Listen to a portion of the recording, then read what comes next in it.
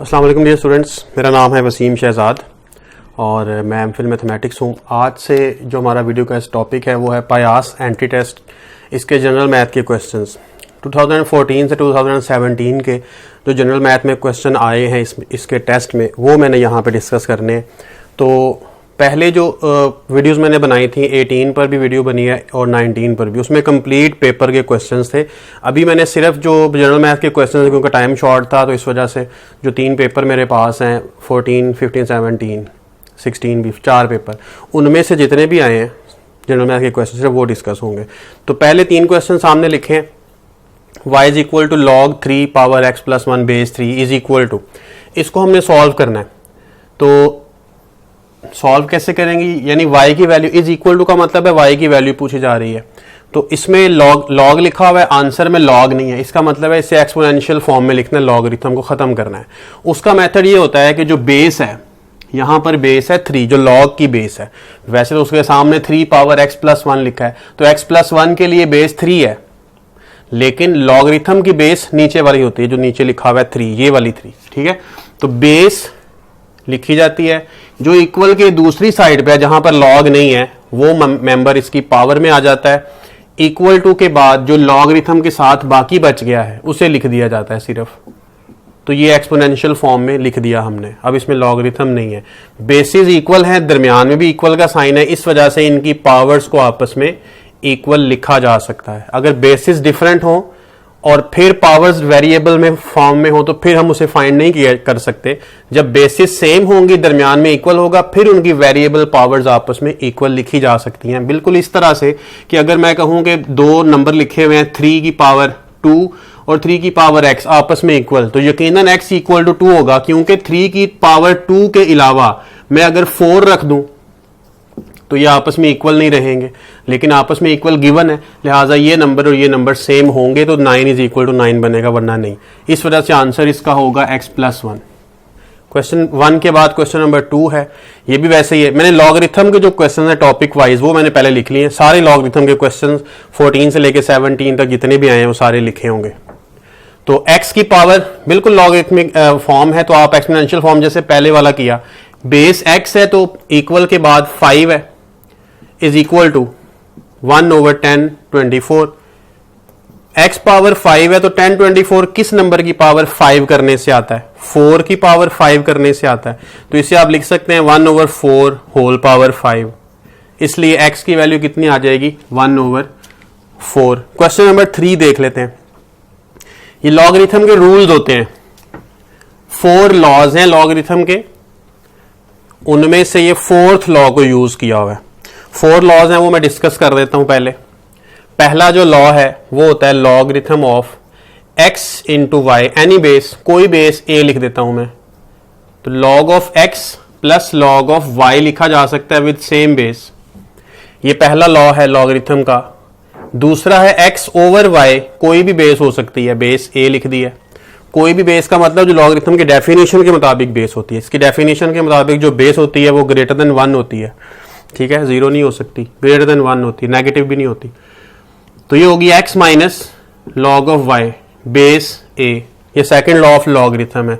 इसी तरह x की पावर y लिख देते हैं बेस a, तो y उसकी पावर है, पावर को शुरू में लिखा जा सकता है, लॉग ऑफ x बेस है। ये थर्ड लॉ ऑफ लॉगरिथम है। जो 4th लॉ है वो बेस चेंज करने के लिए होता है। x y है बेस y है, सामने x है, log of x base y। इसे आप लिख सकते हैं log of x over log of y, और कोई मर्जी जो आपकी बेस जो रिक्वायर्ड होगी क्वेश्चन में वो आप लगा ले। मैंने a लगा दी, सेम लिखनी है, बेस चेंज होगी, पहले y थी अब बेस a बन गई, जो रिक्वायरमेंट के मुताबिक होती है, ठीक है। दूसरा ये कि इसी 4th लॉ को अगर आप इधर मल्टीप्लाई करा देते हैं तो फिर देखें यहां पे क्या आता है, log of y base a है multiply log of x base y है is equal to log of x base है। ये भी 4th लॉ की ही स्टेटमेंट है, ये दोनों असल में एक ही बात है, इसको यहां मल्टीप्लाई किया। अब देखें यहां पे लॉग ऑफ y है और ये बेस y है, ये खत्म कर दें तो log of x base a बाकी बच रहा है, वही राइट साइड पे लिखा हुआ है। इस तरह से भी इसको याद कर सकते हैं। तो 4 लॉज के बाद अब देखें क्वेश्चन नंबर 3 में कौन सा लॉ यूज हो रहा है? 4th लॉ यूज हो रहा है यकीनन, क्योंकि ये देखें जी, एक्स वाई यहां लॉग का है और आगे लॉग की बेस एक्स वाई है, इन दोनों को आप खत्म कर दें, बाकी क्या बच गया है, log of x power y और ये वाली उसकी बेस है, बेस एक्स, ये बाकी बच गया। तो इसकी राइट हैंड साइड ये आएगी। इसके बाद हमें मजीद सॉल्व करना है, तो थर्ड लॉ ऑफ लॉगरिथम के मुताबिक जिस चीज का लॉग लिया जा रहा है एक्स का, उसकी पावर जो भी है वो शुरू में आ जाती है according to third law of logarithm, ये शुरू में आ गई। अब एक और प्रॉपर्टी है लॉगरिथम की कि लॉग जिसका लिया जा रहा है जिस नंबर का, वही नंबर अगर बेस है तो आंसर 1 बन जाता है, ठीक है, तो आंसर आ जाएगा y। तो जो प्रॉपर्टीज इसमें यूज हो रही हैं वो मैंने बता दी हैं सारी, 2 लॉज यूज हुए हैं और एक इसकी प्रॉपर्टी यूज हुई है लॉगरिथम की। इसके बाद क्वेश्चन नंबर 4 और 5 को करते हैं। इसमें है a power x equal to b power y, then which of the following is true. इसमें लॉगरिथम है ऑप्शंस में, जबकि क्वेश्चन की स्टेटमेंट में लॉगरिथम नहीं है, तो इसका मतलब है आप बोथ साइड्स लॉग टेक करें, और लॉग की बेस अगर ना लिखी हो तो लॉग की बेस 10 होती है, यहां बेस नहीं लिखी हुई तो बेस 10, ऐसे कॉमन लॉगरिथम कहते हैं। अगर बेस e लिखी हो, लॉग की बेस लिखी हो e, तो उसे आप लिखते हैं ln यानी नेचुरल लॉग, तो लॉग e x आगे लिखते हैं, तो नेचुरल लॉग ऑफ x बनता है अगर बेस e हो, ठीक है, इसे नेपेरियन लॉग भी कहा जाता है। ये कॉमन लॉग है, ब्रिगेशियन लॉग भी कहा जाता है इसे। अच्छा, लॉगरिथम टेक किया, इसकी बेस 10 है, नहीं लिखी हुई तो 10 होगी, x शुरू में आ जाएगा क्योंकि थर्ड लॉ ऑफ लॉगरिथम है, मैंने पहले बताया, उसके मुताबिक पावर शुरू में आ जाती है, इसकी भी पावर शुरू में आ जाएगी थर्ड लॉ ऑफ लॉगरिथम के मुताबिक। ऑप्शंस में a और b लॉग डिवाइड हो रहे हैं, लॉग एक तरफ है, लॉग b इधर आके डिवाइड हो जाएगा और x को आप राइट साइड पे शिफ्ट करें, वहां डिवाइड हो जाएगा, तो ये रिजल्ट बनता है, ऑप्शन a में है। उसके बाद ये क्वेश्चन है लॉगरिथम का जो लास्ट है इस टॉपिक में से, if log of y base x, log of y base x equal to 2 एक चीज है, log of x base 3 equal to 10 दूसरी चीज है। इसको भी आप एक्सपोनेंशियल फॉर्म में लिखें, जैसे पहला और दूसरा क्वेश्चन मैंने सॉल्व किया, x power 2 is equal to y, 3 power 10 is equal to x। क्या रिजल्ट मिल रहा है, ऑप्शन वाला तो कोई रिजल्ट नहीं मिल रहा, ये y की value in terms of x है और ये x की वैल्यू कांस्टेंट की फॉर्म में, इस x की वैल्यू को यहां पुट कर लेते हैं, 3 power 10 2 is equal to y, इसको यहां पुट किया, इसे आप लिख सकते हैं 3 स्क्वायर पावर 10, तो ये कितना बन जाएगा, 3 स्क्वायर यानी 9, 9 power 10 is equal to y। Option में देख लें y की वैल्यू, क्योंकि y की वैल्यू ही रिक्वायर्ड थी, तो ये है 9 पावर 10। इसके अलावा एक और चीज बता देता हूं मैं, logarithm of 1 is always equal to 0 and log of 0 is undefined, ये अनडिफाइंड होता है। लॉग ऑफ 1 किसी भी बेस के लिए, कोई भी बेस हो, चाहे जो भी इसकी डेफिनेशन के मुताबिक बेस होती है ग्रेटर देन 1, कोई भी बेस हो, 10 हो जाए, ये वाला कॉमन लॉग हो जाए, या फिर ये वाला यानी ये ई वाला जो है ये नेचुरल लॉग हो जाए, या कॉमन लॉग हो जाए, या कोई और लॉग की बेस हो जाए, हर बेस के लिए log of 1 will always be equal to 0। Logarithm के जो क्वेश्चंस थे सारे टॉपिक्स, लॉगरिथम के टॉपिक के सारे क्वेश्चन हमने कर लिए। अब ये जो ज्योमेट्रिकल कैलकुलेशंस हैं, ज्योमेट्रिकल शेप्स की, उसके क्वेश्चन हैं, ये 3 ही क्वेश्चन हैं।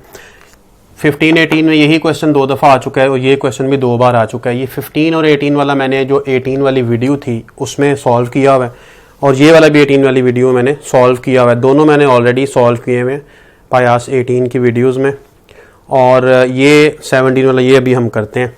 इसका आंसर 25 स्क्वायर है, मिनिमम पेरीमीटर पूछा हुआ है, तो मिनिमम पेरीमीटर पूछा, खाली पेरीमीटर पूछा होता तो बात कुछ और होती। मिनिमम पेरीमीटर तभी बनता है जब स्क्वायर की फॉर्म बने, तो स्क्वायर का एरिया अगर 25 है तो उसकी एक साइड की लेंथ 5 होती है, इसलिए चारों साइड्स की लेंथ का सम पेरीमीटर होता है, तो उनका सम करके देखेंगे तो 5 + 5 + 5 + 5 20 आ जाएगा, तो आंसर इसका बन जाएगा 20। क्वेश्चन 7 में है volume of right circular cone, इसका एक फॉर्मूला होता है डायरेक्ट, ये फॉर्मूला बस पूछा हुआ है। 8 में है volume of sphere with radius, sphere का मतलब है बिल्कुल जैसे बॉल होती है, बॉल को स्फीयर कहा जाता है, with radius r is obtained by multiplying its surface area with r and a constant k, then value of k is. Sphere यानी एक बॉल, खाली बॉल, होलो बॉल हो सकती है। सॉलिड स्फीयर होगा तो फिर वो बॉल भरी हुई, यानी कि जैसे वो हार्ड बॉल क्रिकेट की बॉल होती है। तो अगर अदरवाइज फुटबॉल को कहा जा सकता है कि वो भी एक स्फीयर है। सॉलिड और होलो ये फ़र्क होता है दोनों में सिर्फ। तो यहाँ कोई बात नहीं लिखी, सॉलिड होलो की कोई बात नहीं हो रही, बस स्फीयर की बात हो रही है। इसका वॉल्यूम क्या होता है स्फीयर का? 4/3 पाई आर क्यूब, ये फॉर्मूला होता है इसका। और इसका जो सरफेस एरिया है इसकी बात भी हो रही है। इसका सरफेस एरिया होता है 4 पाई आर स्क्वायर। ये फॉर्मूले मैंने लिखे हैं। क्वेश्चन को देखते हैं ये क्या कह रहा है। Volume of sphere with radius R is obtained, यानी वॉल्यूम ऑब्टेन किया जा सकता है, is will be equal to by multiplying its surface area, जो इसका सरफेस एरिया है उसको मल्टीप्लाई कर दें अगर हम with R and a constant K, R और के के साथ अगर हम मल्टीप्लाई कर दें सरफेस एरिया को तो वॉल्यूम बनता है। देन वैल्यू ऑफ के इज, के की वैल्यू पूछी हुई है। अब इसमें फॉर्मूले के मुताबिक हम वैल्यूज लगा देते हैं। जो वॉल्यूम की वैल्यू है फॉर्मूला है वो ये है 4/3 पाई आर क्यूब। सरफेस एरिया कितना है? 4 पाई आर स्क्वायर। इसे आर से मल्टीप्लाई करना है और के से मल्टीप्लाई करना है। जब आर से करेंगे तो R square into R, R cube बनता है, ये भी आर क्यूब है। इसे इधर डिवाइड कर देंगे, कैंसिल हो जाएगा, पाई कैंसिल हो जाएगा, 4 इस 4 से कैंसिल होगा क्योंकि ये सारा यहां डिवाइड होगा और कैंसिल हो जाएगा। बाकी यहां बच जाएगा 1/3 और उधर बच जाएगा के, तो ये के की वैल्यू होगी 1/3। इस टॉपिक के यही वाले क्वेश्चन थे। अब नेक्स्ट टॉपिक की तरफ चलते हैं। क्वेश्चन नंबर 9 देख लेते हैं। Value of x from, x की वैल्यू इसमें से हमने देखनी है क्या बनती है इस इनइक्वालिटी में से। इनइक्वालिटीज में से ये एक ही क्वेश्चन आया होगा इस टॉपिक में से, ठीक है। वो है एक्स की वैल्यू कैसे हम फाइंड आउट कर सकते हैं। ब्रैकेट के साथ 2 मल्टीप्लाई हो रहा है, पहले 2 को डिवाइड करते हैं हर तरफ, डिवाइडिंग 2 ईच साइड, ये बनेगा।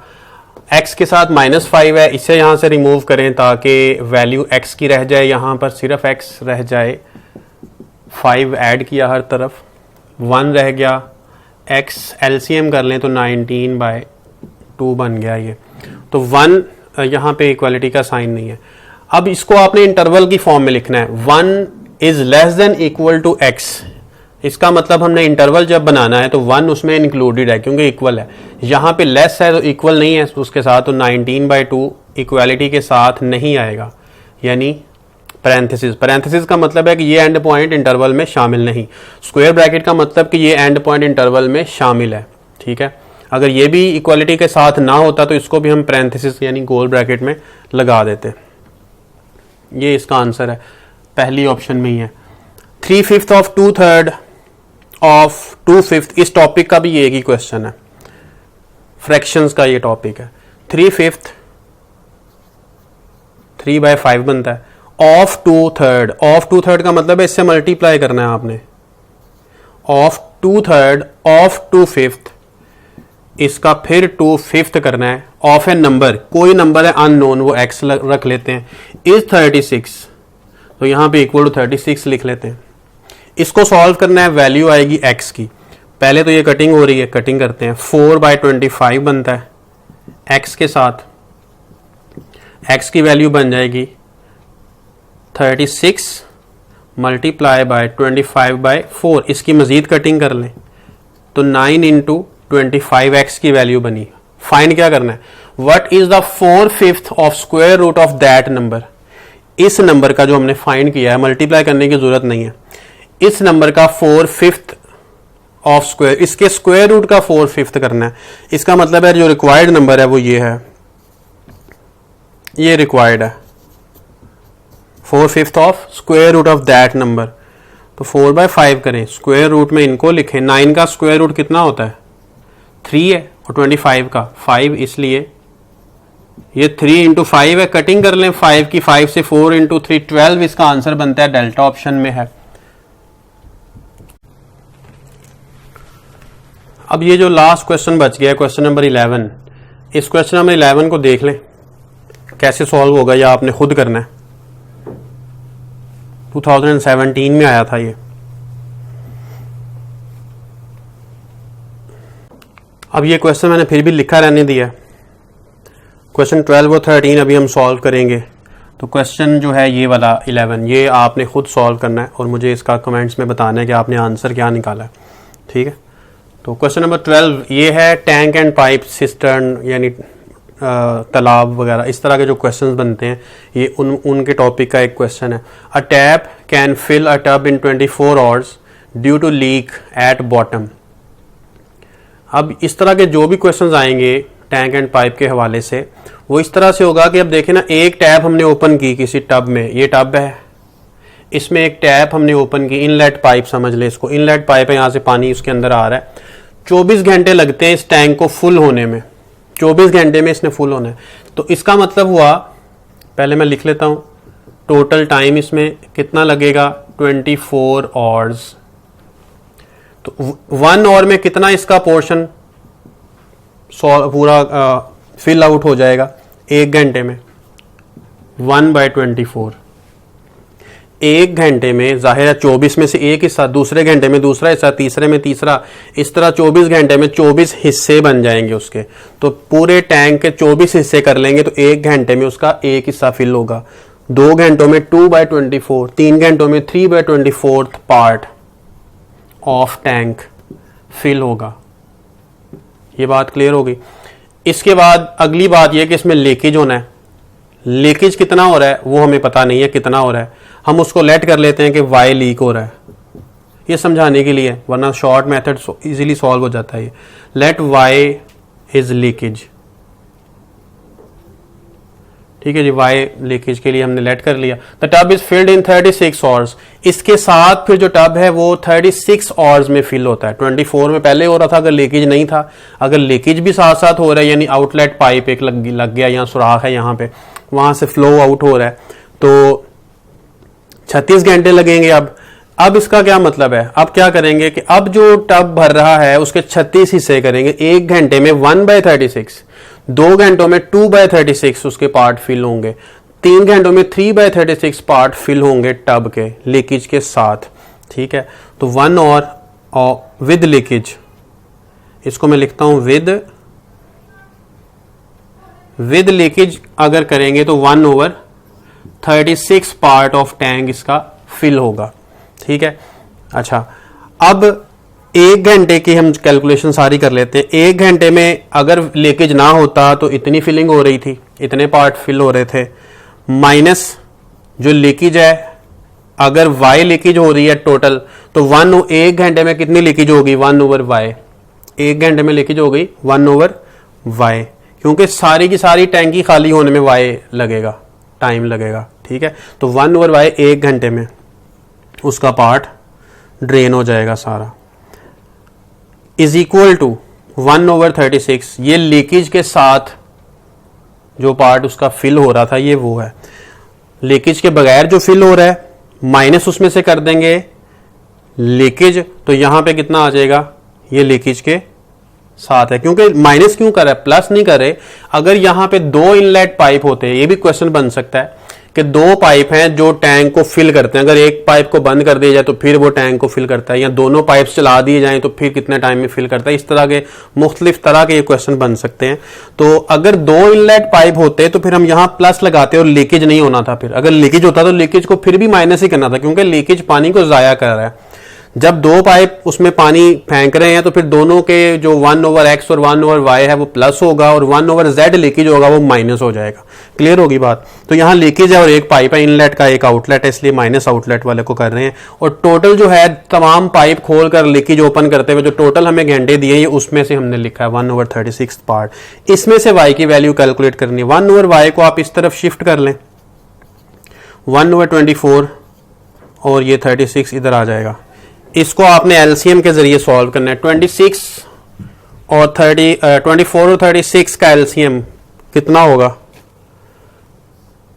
72 एलसीएम होता है ना। 24 3 यहां पे आ जाएगा, 36 2 टाइम्स होता है 1/y 1/72।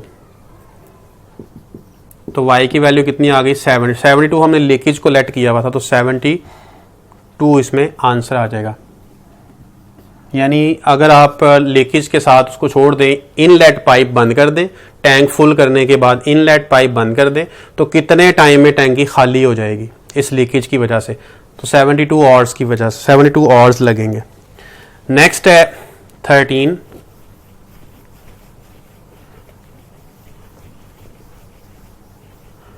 ये एक अदर टॉपिक है, मैन एंड वर्क का टॉपिक, उसका एक क्वेश्चन है। If child cuts grass as half of adult, कोई चाइल्ड है, एडल्ट है, उसको ए लेट कर लेते हैं, चाइल्ड को सी लेट कर लेते हैं, ठीक है, ताकि आसानी हो जाए। ए और बी या एक्स वाई के अलावा यही चाइल्ड का सी पहला और एडल्ट का ए पहला, इसको ए और सी लेट कर लिए।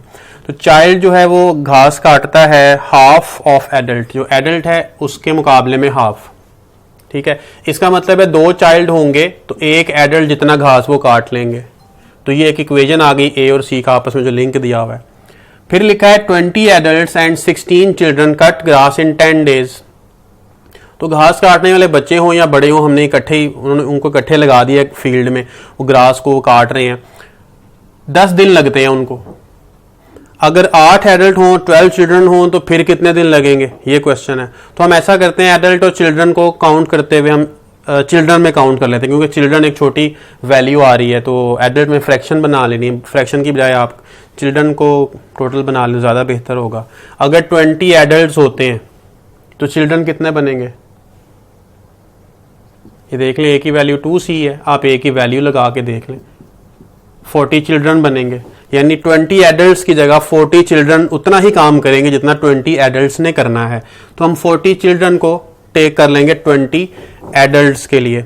तो 20 एडल्ट्स हमने लिख लिया। मजीद कितने चिल्ड्रन है, 16।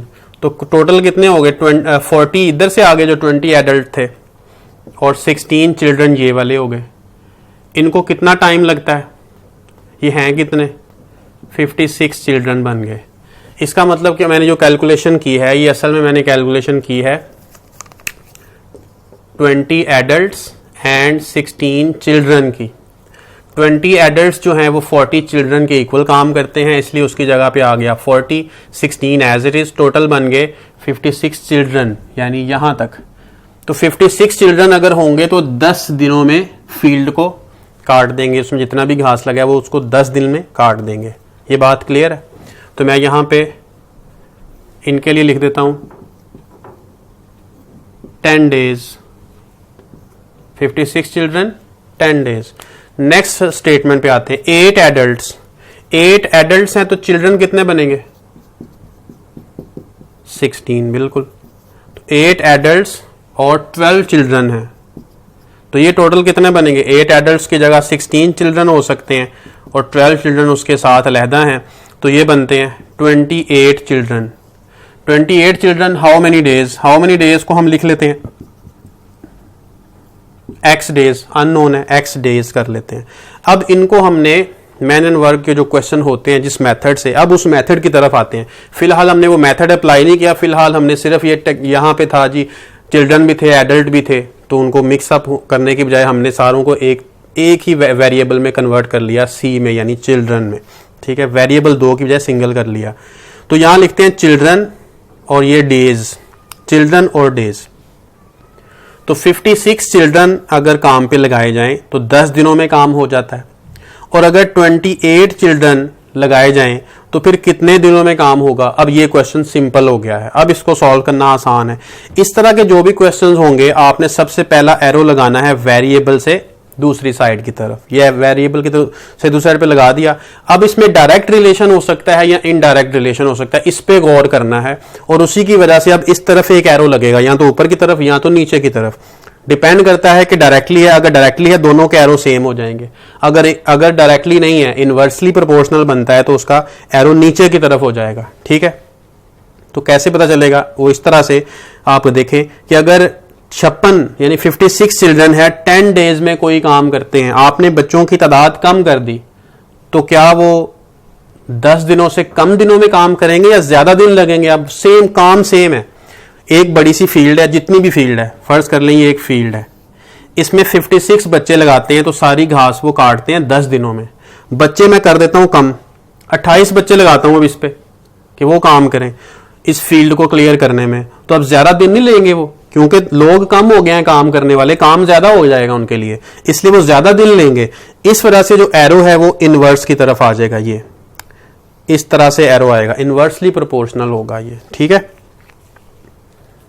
बंदे अगर ज्यादा करेंगे तो काम जल्दी हो जाएगा, कम दिन लगेंगे, और अगर बंदे कम कर देंगे तो काम देर से होगा, ज्यादा दिन लगेंगे।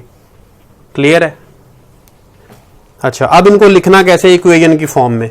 इसे आप लिखेंगे जहां से एरो स्टार्ट हो रहा है वो ऊपर, जहां पे एंड हो रहा है वो फ्रैक्शन के नीचे, न्यूमरेटर डिनोमिनेटर।